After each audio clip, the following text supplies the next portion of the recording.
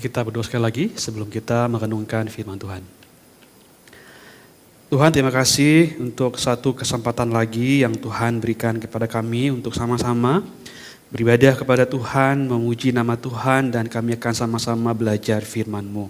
Tuhan, kami bersyukur di minggu terakhir di tahun 2025 ini Tuhan mengumpulkan kami bersama dengan seluruh jemaat dan juga bersama dengan setiap rekan-rekan ya Tuhan, kami bisa bersama-sama beribadah kepada Tuhan. Kami bersyukur ya Tuhan. Hari ini Tuhan kami akan sama-sama belajar firman, berikan kepada hamba-Mu hikmat untuk boleh menyampaikan hanya apa yang menjadi isi hati Tuhan, dan berkati juga seluruh jemaat Tuhan yang mendengarkannya, supaya setiap kami ya Tuhan sama-sama diberikan hati yang lembut, hati yang siap untuk belajar menerima benih firman Tuhan, dan berikan kami kekuatan juga untuk sama-sama boleh melakukannya dalam kehidupan kami hari lepas hari. Terpuji nama-Mu ya Tuhan. Dengan doa kami bersyukur berdoa demi nama Tuhan Yesus. Amin. Selamat pagi saudara, shalom. Kita bersyukur pagi hari ini kita bisa sama-sama beribadah di minggu terakhir di tahun 2025. Setelah waktu sangat cepat berlalu, kita beberapa hari lagi akan menutup tahun 2025 ini, dan kita akan segera masuk di tahun baru, tahun 2026. Nah, Bapak Ibu sekalian, kalau saudara diminta untuk menggambarkan tahun 2025 ini, Bapak Ibu sekalian, kira-kira atau dengan satu kata, gitu, dengan satu kalimat pendek, satu frasa, kira-kira kata apa atau kalimat pendek apa atau frasa apa yang saudara sebutkan untuk menyimpulkan kira-kira tahun 2025 ini? Mungkin bagi sebagian dari kita akan menjawab dengan sangat yakin gitu ya. Wah, anugerah, kasih karunia. Karena anugerah kita bisa melewati tahun 2025 ini. Sebagian mungkin akan berkata Tuhan baik, Tuhan setia. Yang lain mungkin akan berkata, Tuhan, tahun ini aku mendapatkan banyak berkat daripada Engkau. Tapi mungkin juga sebagian dari kita akan berkata, tahun ini aku kehilangan. Mungkin kehilangan anggota keluarga, kehilangan pekerjaan, kehilangan bisnis, karir, atau mungkin kehilangan pacar, begitu saudara ya. Yang lain mungkin juga berkata, tahun ini aku berada di titik terendah dalam hidupku. Mungkin banyak hal yang dia perbuat yang membuat dia merasa dia begitu rendah sekali dalam hidupnya. Atau mungkin juga ada yang bilang begini, tahun ini aku banyak gagal, banyak salah, banyak jatuhnya, dan sebagainya. Atau mungkin ada kata-kata lain begitu ya, yang saudara mungkin bisa coba sebutkan untuk menggambarkan tahun 2025 saudara. Atau mungkin bagi orang-orang yang di Aceh dan sekitarnya begitu ya, mereka mungkin pikir, tahun 2025 adalah tahun bencana bagi mereka, ketika mereka mengalami musibah yang begitu besar sekali. Nah, Bapak Ibu sekalian, saya kira ada banyak orang mungkin bisa menggambarkan tahun 2025 mereka. Tapi saya kira satu frasa yang tepat untuk menggambarkan situasi atau yang menggambarkan apa yang kita alami di sepanjang tahun 2025 ini adalah Ebenezer. Sampai di sini Tuhan telah menolong kita.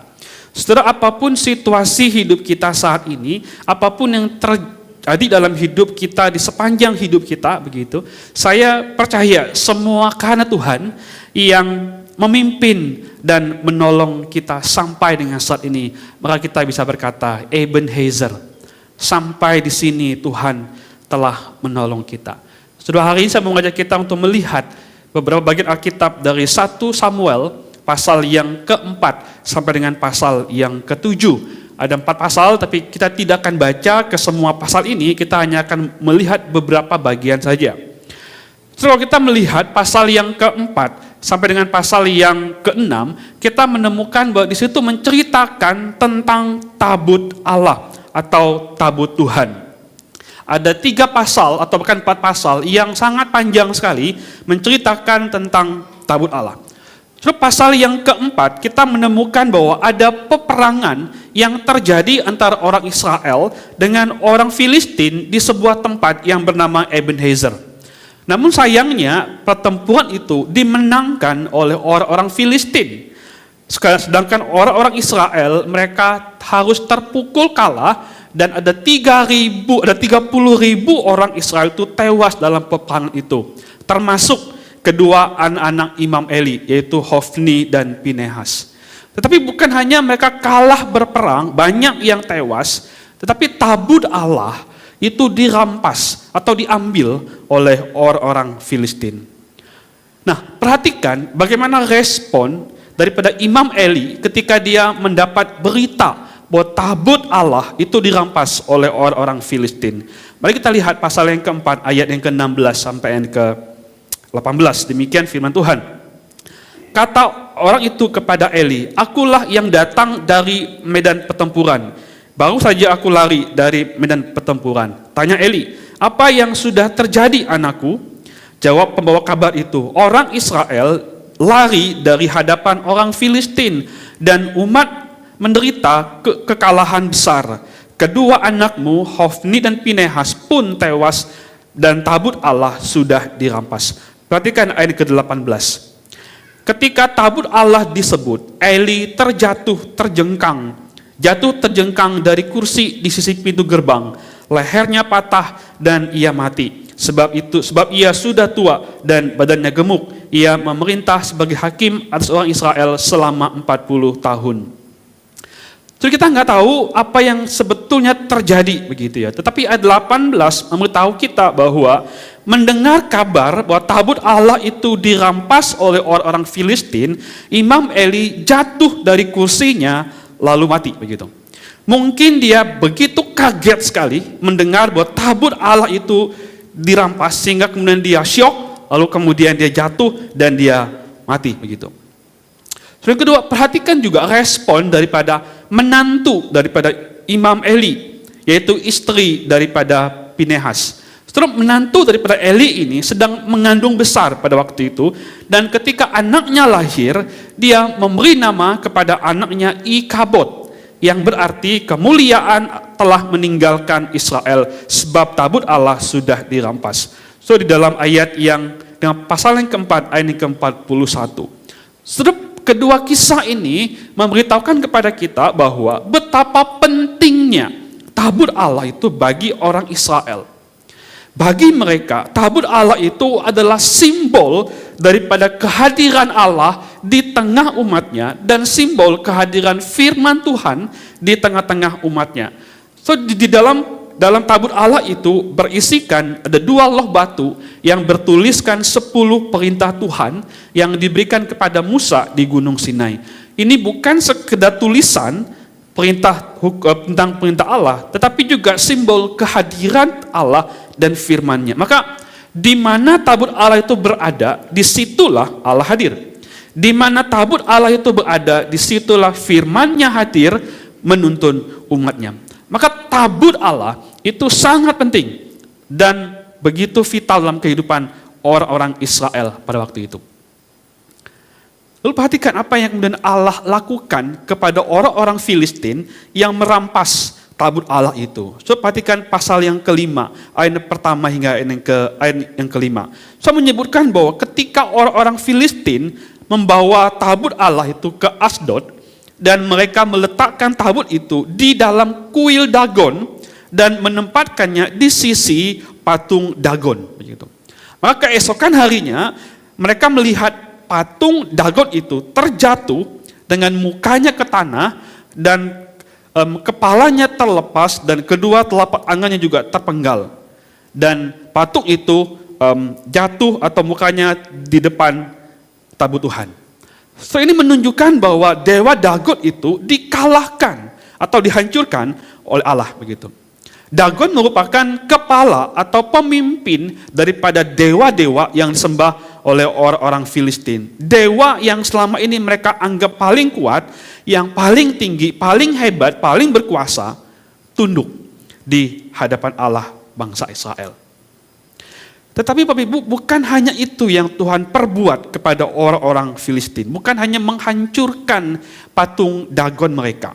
Pasal yang kelima, ayat 6-12, memberitahukan kepada kita bahwa tangan Tuhan itu berat, menekan dan menggentarkan mereka dengan tulah berupa benjolan-benjolan di tubuh mereka.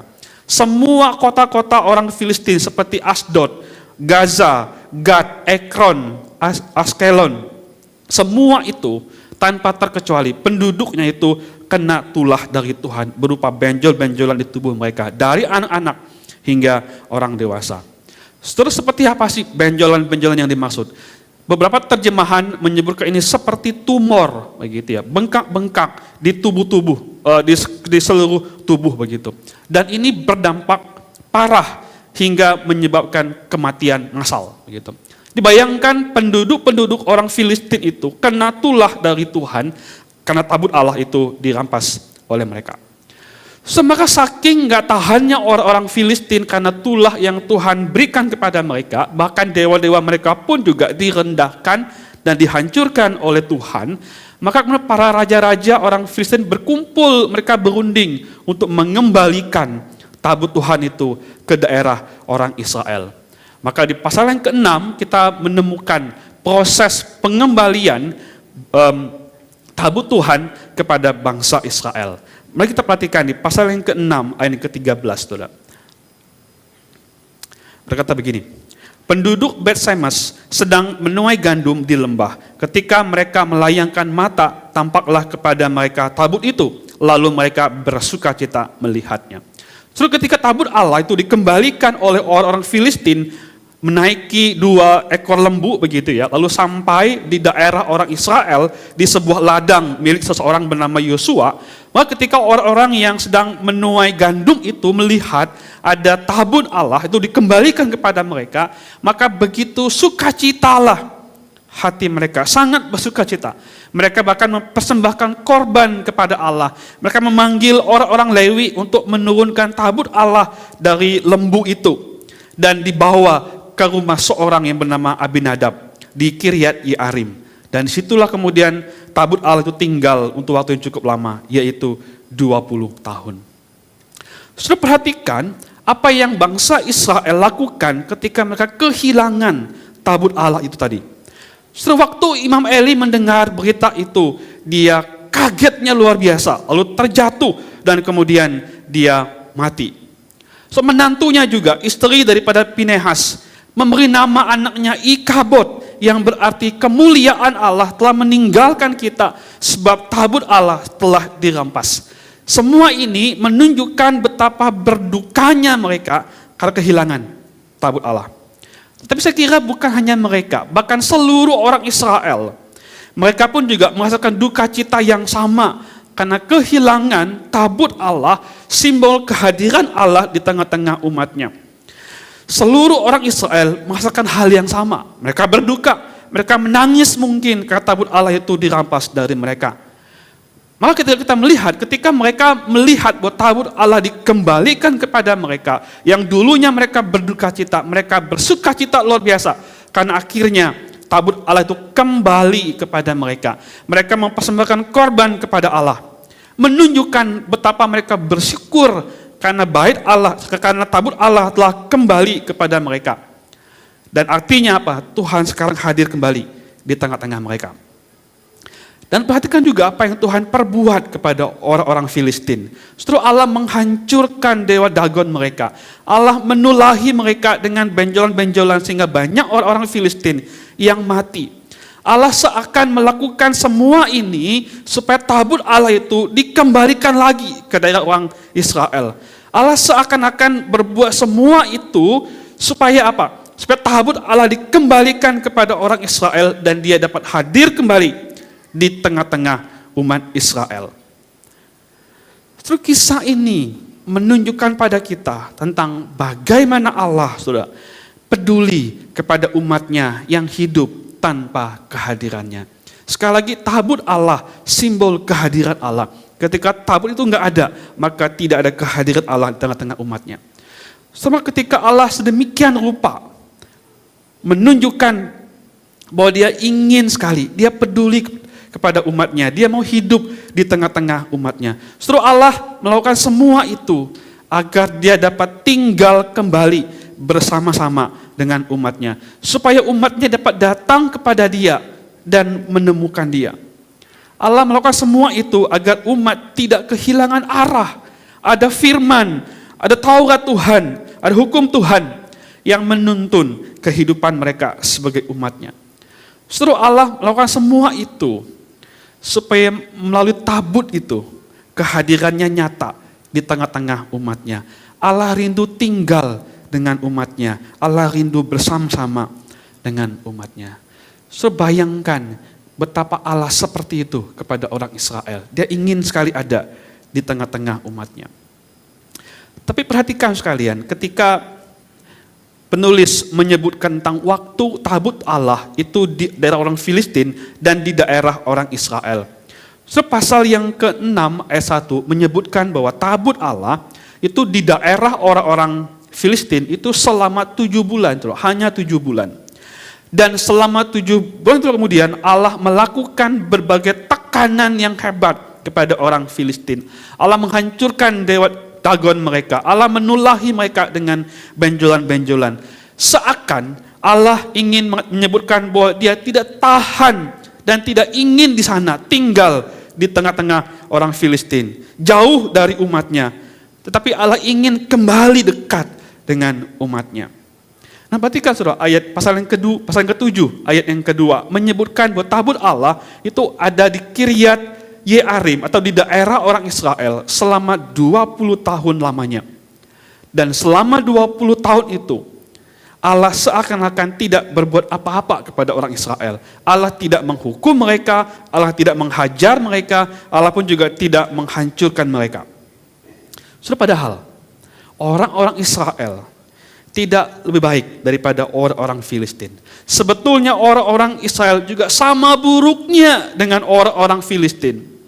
Saudara perhatikan pasal yang ke-7 ayat 2-4, saudara, mengatakan begini. Sejak saat tabut itu tinggal di Kiryat Yearim, waktu yang cukup panjang berlalu, 20 tahun lamanya, dan seluruh kaum Israel mengeluh kepada Tuhan. Lalu Samuel berkata kepada seluruh kaum Israel, jika kamu berbalik kepada Tuhan dengan segenap hati, singkirkanlah ilah-ilah asing dan Astoret dari antaramu, dan arahkanlah hatimu kepada Tuhan. Beribadahlah hanya kepadanya, maka ia akan melepaskanmu dari tangan orang Filistin. Ayat keempat. Kemudian orang-orang Israel menyingkirkan patung-patung Baal dan Astoret dan beribadah hanya kepada Tuhan.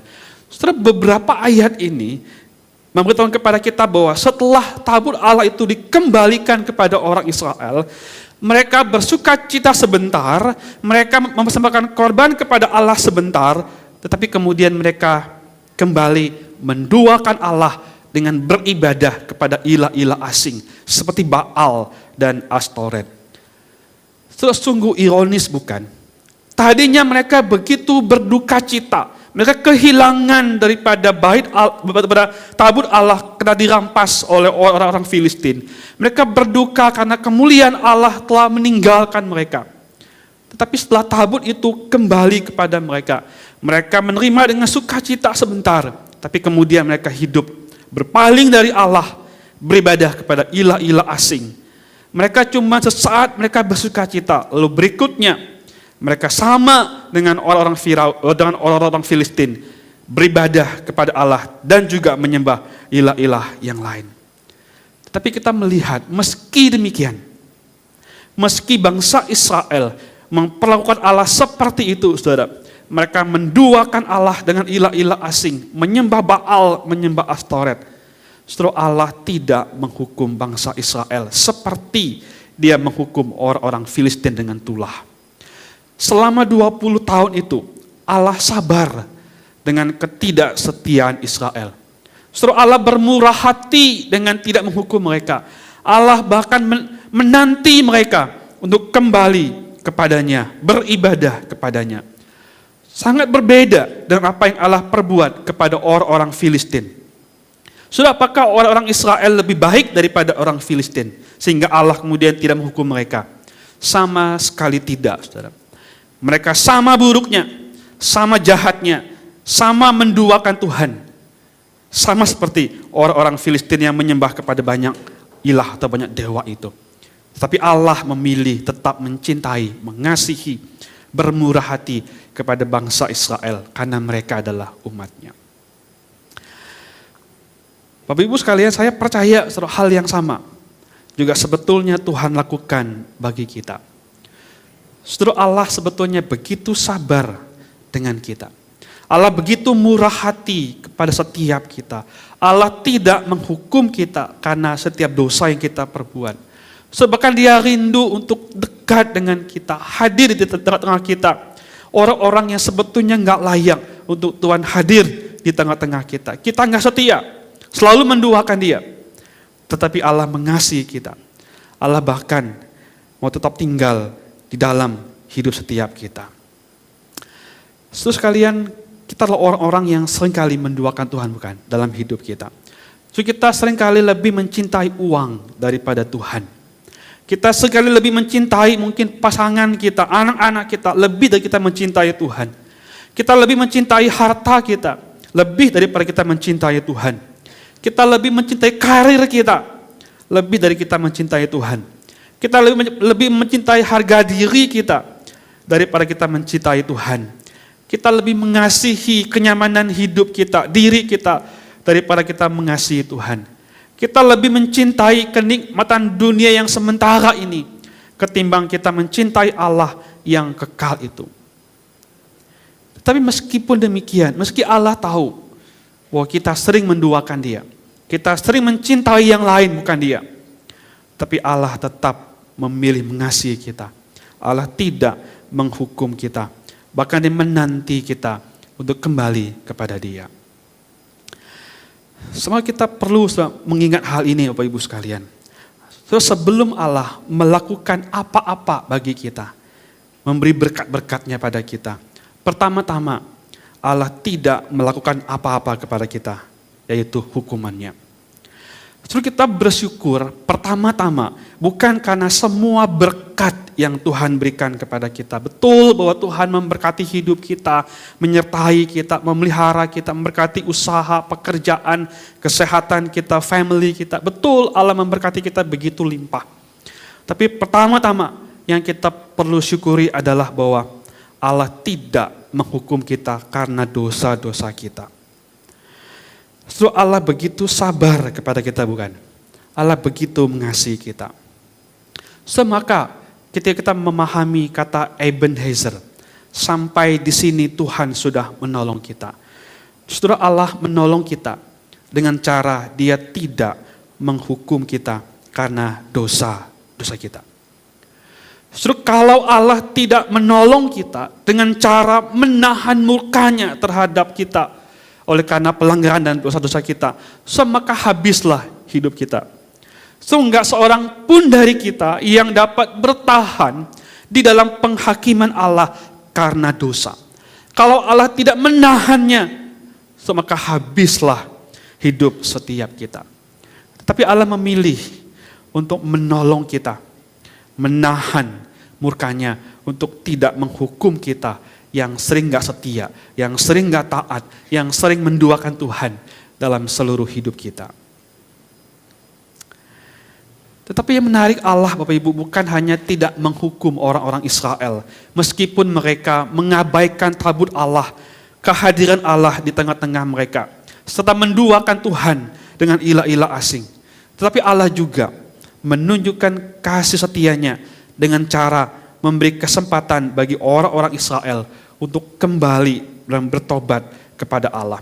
So, Allah bukan hanya tidak menghukum mereka, tetapi juga memberikan kesempatan kepada mereka untuk bertobat. Bapak Ibu, ini kebalikan bukan dengan kebanyakan dari kita, begitu. Kita mungkin sebagai orang tua terhadap anak-anak kita, ketika anak-anak kita mungkin berbuat sebuah kesalahan, kita mungkin hajar dulu, begitu ya, hukum dulu, baru diberikan kesempatan untuk mereka bertobat. Kita mungkin sebagai pasangan, mungkin terhadap pasangan kita juga begitu. Kita hajar dulu, ngomel-ngomel dulu, marah-marah dulu, hukum dulu, baru kasih kesempatan kepada mereka untuk bertobat. Atau kita mungkin di kantor sebagai atasan terhadap karyawan kita. Di rumah mungkin terhadap ART kita, driver kita. Ketika mereka berbuat sebuah kesalahan, kita hajar dulu, kita hukum dulu, baru kita kasih kesempatan kepada mereka untuk bertobat. Tapi Allah beda dengan kita, bukan? Allah bukan hanya tidak menghukum kita, tetapi juga memberikan kepada kita kesempatan untuk kita bertobat. Mari kita perhatikan Bapak Ibu sekalian, ketika bangsa Israel menerima kesempatan untuk mereka bertobat dari Allah. Sudah di pasal yang ke-7 ayat yang ke-6. Sudah sebuah frasa yang menarik. Ketika orang-orang Israel, mereka menyadari bahwa mereka kemudian berdosa kepada Tuhan. Mereka bertobat seperti yang dikatakan oleh Samuel kepada mereka. Lalu di ayat yang ke-6, mereka menyebutkan sebuah frasa yang menarik. Kami telah berdosa kepada Tuhan. Terus kalimat ini, kalimat kami telah berdosa kepada Tuhan, merupakan kalimat yang sangat tepat sekali dan benar sekali di dalam sebuah pertobatan. Sudah pertobatan memang harus dimulai dengan sebuah kesadaran bahwa kita memang telah berdosa kepada Tuhan. Sudah kita bertobat karena kita telah berdosa kepada Tuhan. Setelah kita tidak bertobat, karena kita takut terhadap mungkin ada akibat yang akan kita alami. Kita mungkin buat sebuah kesalahan, kita takut akan akibatnya, lalu kita bertobat. Kita bertobat bukan karena kita akan mengalami akibat dosa, tapi karena kita berdosa kepada Allah. Terus kita juga jangan bertobat supaya kita dilepaskan dari berbagai mungkin pergumulan dan sebagainya begitu. Maka kita perlu memahami bahwa kita tidak bertobat supaya, tetapi bertobat karena.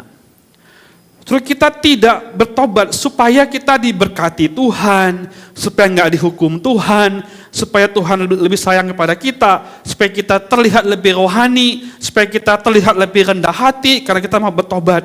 Bukan supaya itu, tapi kita bertobat karena kita telah berdosa kepada Allah. Kita menyakiti hati Tuhan dan kita mendukakan hati Tuhan. Sebab pertobatan harus dimulai dengan sebuah kesadaran bahwa memang kita telah berdosa kepada Tuhan, bukan takut konsekuensinya, atau bukan supaya kita nggak dihukum oleh Tuhan, supaya kita diberkati oleh Tuhan. Seluruh ini yang dilakukan oleh orang-orang Israel pada waktu itu. Mereka menyadari bahwa selama ini mereka telah berdosa kepada Tuhan dengan menduakan Tuhan, mengabaikan kehadirannya dan hidup menyembah kepada ilah-ilah asing. Mereka memakai kesempatan yang Allah berikan itu untuk mereka sungguh-sungguh bertobat dengan segenap hati mereka, datang pada Tuhan, mengakui kesalahan mereka dan menyadari betapa mereka telah berdosa kepada Tuhan dan rindu untuk mereka hidup menyembah hanya kepada Tuhan dengan segenap hati. Semoga kita bisa mengatakan bahwa ketika kita berkata Ebenezer, sampai di sini Tuhan sudah menolong kita. Maka Tuhan menolong kita dengan cara Dia memberi kesempatan pada kita untuk kita bertobat dan kembali kepada Dia. Saudara sekalian, saya percaya setiap waktu dalam hidup kita, Allah memberi kesempatan bagi kita untuk kita bertobat dari dosa kita kepadanya. Terus at least hari ini kalau kita masih ada di sini, kalau kita masih bisa datang pada Tuhan, saudara, ini kesempatan yang Tuhan berikan pada kita untuk kita bertobat dari dosa-dosa kita yang kita perbuat kepada Tuhan. Bapak Ibu, sepanjang tahun 2025 ini, saya nggak tahu apa hal yang kita perbuat di hadapan Tuhan, yang mungkin juga sampai hari ini kita masih bergumul untuk melepaskannya. Ada banyak dosa yang kita perbuat, ada banyak hal yang kita lakukan di hadapan Tuhan, yang menyakiti hati Tuhan, yang membuat Tuhan sedih karenanya. Kita berdosa kepada Tuhan. Setelah hari ini pun Tuhan memberi kita kesempatan untuk berbalik, bertobat, datang kepada Dia. Setelah every single breath kita adalah sebuah opportunity untuk kita repent, kembali, datang, bertobat pada Tuhan. Yang terakhir, setelah bangsa Israel itu mereka bertobat dan kembali kepada Tuhan. Ketika mereka lagi berdoa dan berpuasa, maka Tuhan sendiri yang berperang bagi mereka melawan orang-orang Filistin yang hendak menyerang mereka. So, perhatikan di pasal yang ke-7 ayat yang ke-10. ketika mereka sedang berdoa, ketika Samuel sedang mempersembahkan korban kepada Tuhan, maka orang-orang Filistin itu bersiap untuk menyerbu daripada orang-orang Israel. Tapi perhatikan yang Tuhan perbuat kepada mereka. Tuhan mengguntur dengan bunyi yang dahsyat atas orang Filistin dan mengacaukan mereka. Dan mereka terpukul kalah dari orang-orang Israel. Justru Allah sendiri yang berperang bagi orang-orang Israel. Kemudian setelah Samuel dan orang-orang Israel mengalami itu, maka Samuel mengambil sebuah batu dan menempatkannya di antara Mispa dan Yesana, lalu menamai tempat itu Ebenezer. Dan dia berkata, sampai di sini Tuhan telah menolong kita. Ebenezer, sampai di sini Tuhan telah menolong kita. Maka setiap kali orang Israel melihat batu di Ebenezer itu, di tempat itu, mereka mengingat Allah yang bermurah hati, yang tidak menghukum mereka sekalipun mereka berdosa menduakannya. Allah yang memberi kesempatan kepada mereka untuk bertobat, dan Allah yang melepaskan mereka dari serangan orang Filistin. Allah yang menolong mereka melawan orang-orang Filistin. So, kalau orang-orang Israel waktu itu melihat batu yang ditempatkan oleh Samuel di Ebenezer, ketika mereka melihatnya, mereka melihat pertolongan dari Tuhan kepada mereka. Setelah hari ini, pertolongan terbesar yang Allah kerjakan bagi kita, sudah bukan di Ebenezer, sudah melainkan di atas salib. Salib itu adalah bukti pertolongan terbesar yang Allah kerjakan, yang Allah lakukan bagi kita. Salib menandakan bahwa kita tidak dihukum oleh Tuhan, tetapi Yesus yang menanggung seluruh hukuman yang mestinya ditimpakan kepada kita oleh karena dosa kita. Salib itu tanda pertolongan Tuhan buat kita. Bukan kita yang dihukum, tapi Yesus yang dihukum karena dosa-dosa kita. Salib itu juga menandakan anugerah yang besar buat kita. Anugerah pertobatan yang diberikan pada kita. Setelah waktu kita mengingat salib, kita ingat kasih Kristus yang besar bagi kita, maka kita kemudian dimampukan untuk datang kembali kepada Dia. So, kalau kita mengingat salib, kita ingat kasih Tuhan, dan Dia mau kita kembali kepada Dia. Kembali lagi merasakan kasih-Nya yang besar itu. Salib juga menandakan bahwa musuh terbesar kita, yaitu dosa, telah dikalahkan, dan kita hidup dalam kemenangan karena Kristus. Setiap kali kita memandang salib Kristus, kita diingatkan bahwa musuh terbesar kita telah dikalahkan, dan kita menang bersama dengan Kristus yang menang. Sekarang kita hari ini mengingat salib Kristus, kita mengingat bahwa Dia menanggung semua murka yang mestinya ditimpakan pada kita. Kita mengingat bahwa Dia memberi kita kesempatan lagi untuk kita bertobat, kembali merasakan kasih-Nya yang besar itu. Dan kita adalah orang-orang yang telah mengalami kemenangan terbesar karena dosa telah dikalahkan oleh Kristus. Bapak Ibu sekalian, kita akan menutup tahun 2025 ini. Minggu terakhir di mana kita beribadah bersama-sama di tempat ini. So, kita juga baru saja merayakan Natal, kelahiran Kristus buat setiap kita. So, Natal mengingatkan kita, Kristus hadir, datang kepada kita orang-orang berdosa. So, Allah tidak lagi hadir lewat tabutnya, tapi Dia hadir di dalam Kristus yang kita rayakan setiap Natal.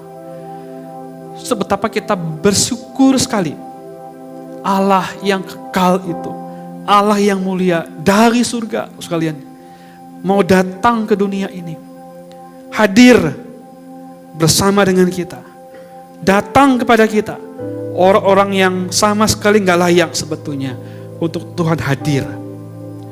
tapi dia datang kepada kita. Sudah bahkan Kristus memberikan salib buat kita,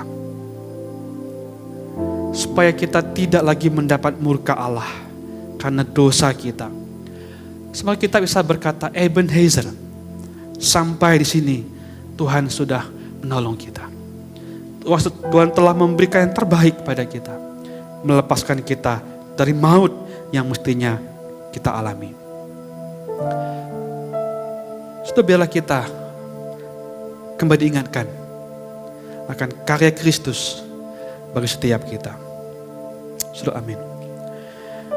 Ada 3 pertanyaan refleksi yang saya mau kita renungkan hari ini, Bapak Ibu. Yang pertama, mari kita bersyukur lagi, saudara. Mari kita bersyukur lagi untuk kehadiran Allah dalam hidup kita melalui kelahiran Kristus bagi setiap kita. Natal baru saja kita lewati beberapa hari yang lalu. Apa yang kita ingat dari momen Natal? Bukan lagunya, bukan musiknya, bukan dekorasinya, bukan hiasannya, tetapi Yesus yang hadir di tengah-tengah dunia, hadir bagi kita. Sudah, bersyukurlah lagi untuk hal itu. Sudah, yang kedua, bersyukur lagi untuk salib Kristus yang dikerjakan bagi keselamatan kita. Yesus yang menanggung semua hukuman dosa kita. Yesus yang kalahkan musuh terbesar kita, yaitu maut. Yesus yang memberi kesempatan buat kita untuk bertobat dan kembali kepada Dia. Sudah, ingat salib. Ingatlah pertolongan terbesar telah diberikan kepada kita. Jangan sia-siakan anugerah terbesar itu. Mari kita bertobat lagi pada Tuhan, karena kita telah berdosa kepadanya. Yang terakhir, jika dalam hidup kita sepanjang tahun ini mungkin ada hal-hal yang seringkali membuat kita menduakan Tuhan, yang membuat hati kita lebih mencintai hal itu ketimbang Tuhan, yang membuat hati kita lebih terpikat kepadanya daripada Tuhan. Semari hari ini kita mau bertobat lagi, datang lagi pada Tuhan. Bila hidup kita tertuju hanya pada Tuhan, bila penyembahan kita hanya kepada Dia, biarlah Dia yang menjadi segalanya dalam hidup kita, yang paling kita cintai, bukan yang lain. Tuhan, terima kasih untuk hari ini. Kami bersyukur karena Tuhan telah menolong kami. Tuhan, sepanjang tahun 2025 ini, kalau kami boleh sedikit mereview ke belakang Tuhan, kami akan kagum sekali melihat bagaimana Tuhan setia memimpin, menolong setiap kami pribadi lepas pribadi, hari demi hari Tuhan, sehingga hari ini Tuhan, di penghujung tahun ini, Tuhan, bahkan Engkau menolong kami dengan Engkau tidak murka karena pelanggaran kami Tuhan, karena dosa yang kami perbuat. Engkau menolong kami dengan memberi kesempatan buat kami untuk bertobat pada Engkau. Engkau juga telah menolong kami untuk kami mengingat kembali betapa Tuhan telah menang melawan maut, musuh terbesar kami ya Tuhan. Tuhan, kalau ada hal-hal yang masih membuat hati kami menduakan Tuhan, Tuhan, hari ini kami mohon Tuhan yang tolong kami. Bela hati kami Tuhan, cinta kami, fokus kami hanya tertuju pada Kristus saja, kepada Allah yang setia memimpin, menolong setiap kami. Demi Kristus kami bersyukur dan berdoa. Amin.